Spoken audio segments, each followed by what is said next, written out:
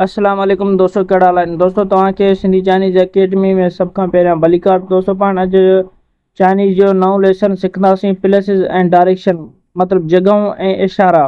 त सभ खां पहिरियां चाइनीज़ जो वर्ड आहे ज़ाए नाली।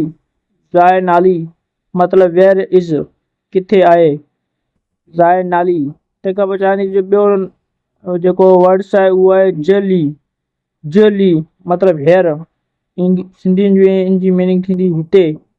जली हिते हेयर। उनखां पोइ चाइनीज़ जो वर्ड आहे नाली। नाली मतिलबु देर, उते। तंहिंखां पोइ चाइनीज़ जो ॿियो वर्ड आहे ज़ोपियन। ज़ोपियन मतिलबु लेफ्ट, खाॿे पासे। उनखां पोइ चाइनीज़ ॿोली जो वर्ड्स आहे यूरोपियन। यूरोपियन मतिलबु राइट, साॼे पासे।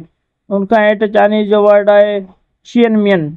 शियनमियन मतिलबु इन फ्रंट ऑफ, या अॻियां पाण चऊं। उनखां पोइ चाइनीज़ जो वर्ड्स आहे होमियन। होमियन मतिलबु बिहाइंड, पुठियां। तंहिंखां पोइ चाइनीज़ में स्कूल खे चवंदा आहिनि शुएशियाओ। शुएशियाओ मतिलबु स्कूल। त दोस्तों पाण पढ़ंदासीं चाइनीज़ ॿोली में इस्पताल खे छा चवंदा आहिनि, या हॉस्पिटल खे चाइनीज़ में छा चवंदा आहिनि। त हॉस्पिटल खे चाइनीज़ में चवंदा आहिनि ई युआन। ई युआन मतिलबु हॉस्पिटल, इस्पताल। उनखां पोइ चाइनीज़ में बैंक खे छा चवंदा आहिनि, यनहांग। यनहांग यनहांग मतिलबु बैंक। उनखां पोइ चाइनीज़ में स्टेशन, जेके रेलवे जूं स्टेशन आहिनि, स्टेशन खे चाइनीज़ में छा चवंदा आहिनि, चिजान।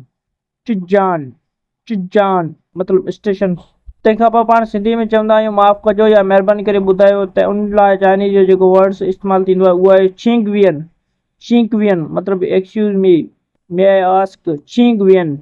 त दोस्तों उमेदु आहे त तव्हांखे अॼु जो लेसन प्लेसिस एंड डायरेक्शन्स वारो सम्झ में अची वियो हूंदो।